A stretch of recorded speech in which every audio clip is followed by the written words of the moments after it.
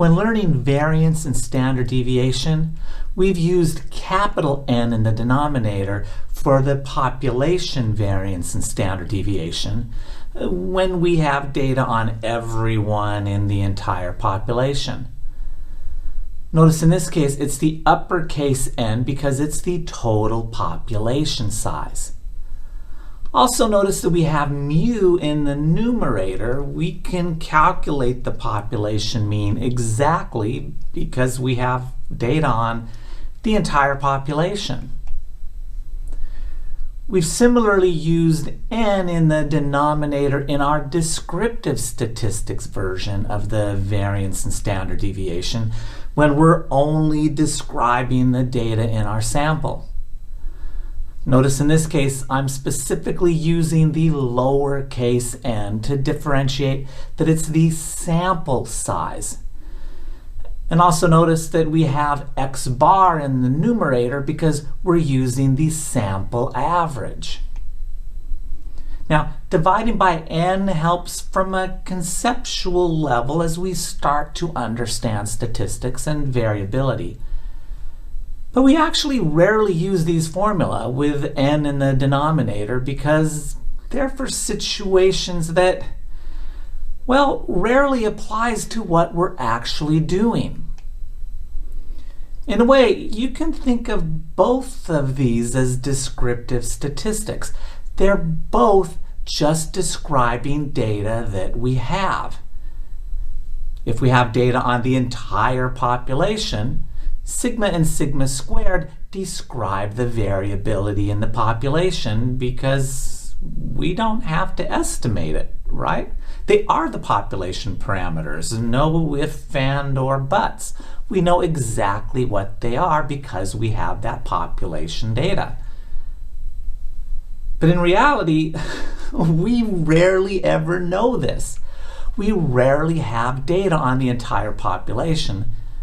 So while we may be very interested in sigma and sigma squared, we can't calculate them exactly, right? So this situation rarely ever applies. On the other hand, uppercase S and S squared describe the variability in our sample. Remember, they only describe our sample. We can't use them to estimate what the population looks like. But the problem is that's typically exactly why we're doing the study in the first place. We want to estimate the population parameters like sigma and sigma squared. Descriptive statistics based on our sample limit us to saying things like the average reading score for these 28 kids who received the intervention increased by 0.4 grade levels. But typically we want to do more. We want to conclude with statements like, and we believe scores will go up for other children in the population if they receive this intervention.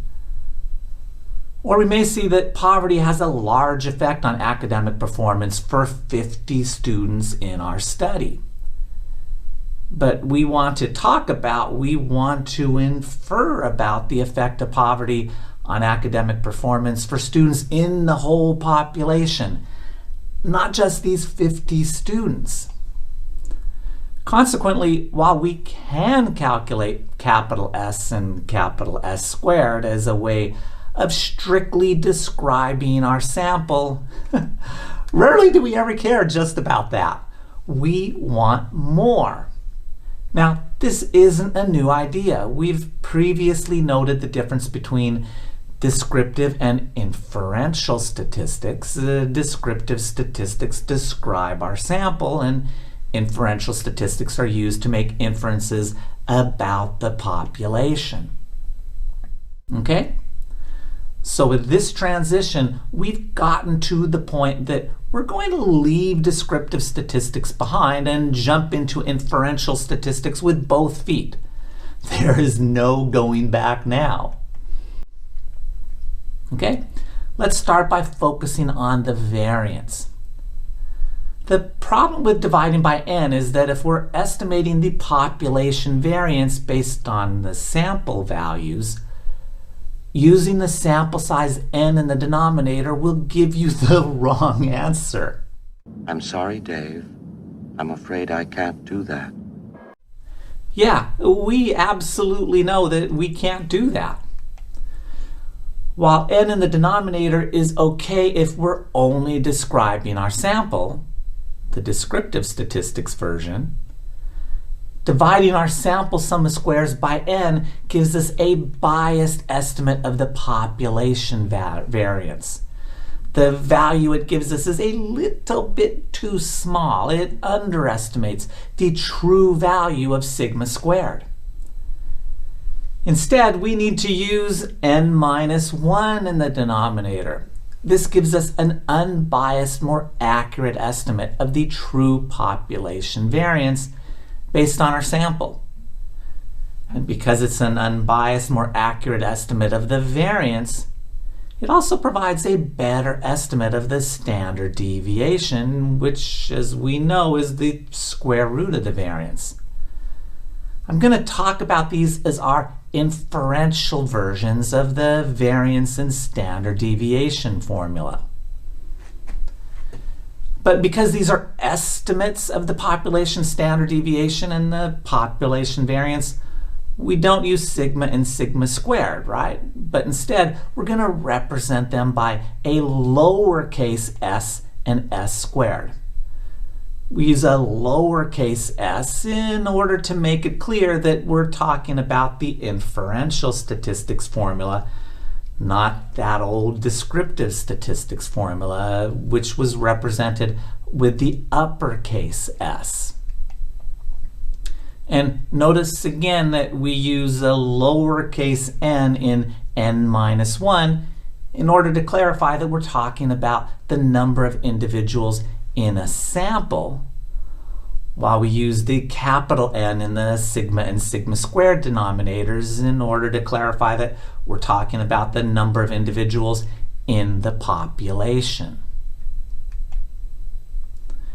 So to get right to the point, because of this, we should use n-1 in the denominator when we calculate the standard deviation and variance. In fact, by default, a lot of software will primarily report, or maybe only report, the standard deviation and variance based on n-1 in the denominator, because there's kind of the assumption that we're really interested in estimating the population value. So at this point, again, let me be absolutely clear. Going forward, you should calculate variance based on the sum of squares divided by n-1 and the standard deviation based on the square root of the sum of squares divided by n-1.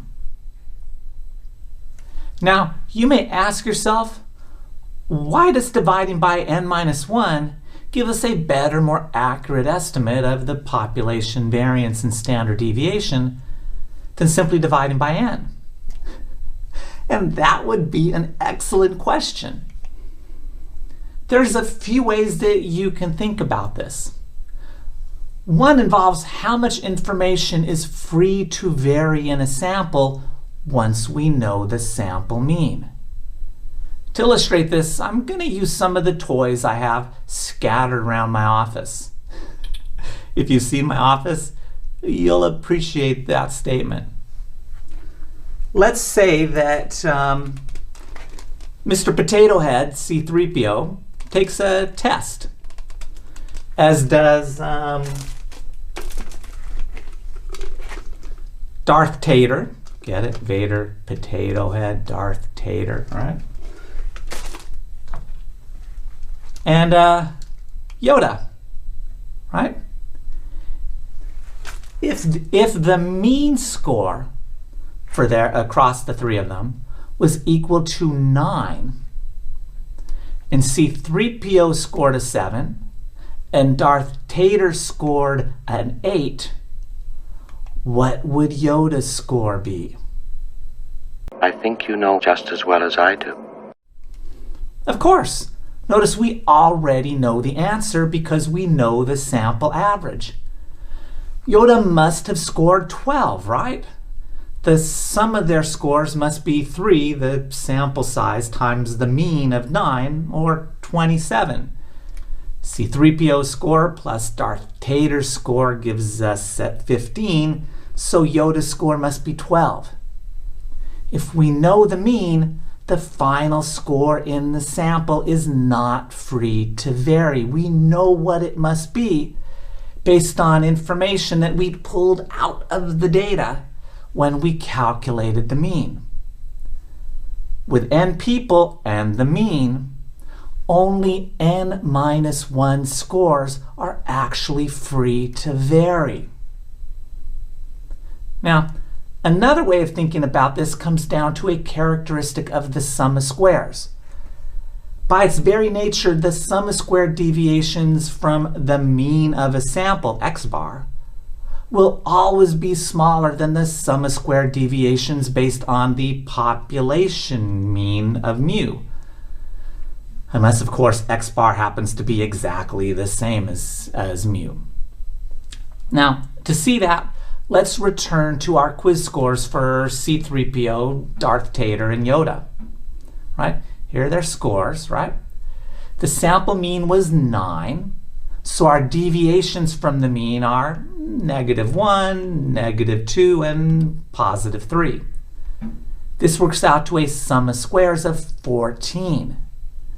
Now, again, unless we're somehow incredibly lucky, the sample mean won't be exactly equal to the true population average, will it? Let's say that the true population mean, mu, is just a little bit different. Let's say the true population mean is 10. In that case, our deviations from the true population mean are -2, -3, and +2. This works out to a sum of squares from the population mean of 17. Notice that our sum of squares based on the sample mean was smaller than when we use the true population mean. And it will always be smaller, again, unless x bar and mu are exactly the same. But even if they're just a little different, the sum of squares based on our sample will be smaller than the sum of squares if we actually knew the true population average. Now, because it's based on the sample, the sum of squares using the sample mean will therefore be biased towards being too small if we use it to estimate the population variance. And because the sum of squares is in the numerator of the variance formula, if the sum of squares is biased towards being too small, the variance will be biased towards being too small. You can think of dividing by n-1 instead of n as balancing out that bias. Now, the third and definitive way of thinking about this is mathematically. You can show that in order to get an unbiased estimate of the population variance, you must divide by n-1. Let's end with a very quick run through that proof, strictly for your own edification and entertainment.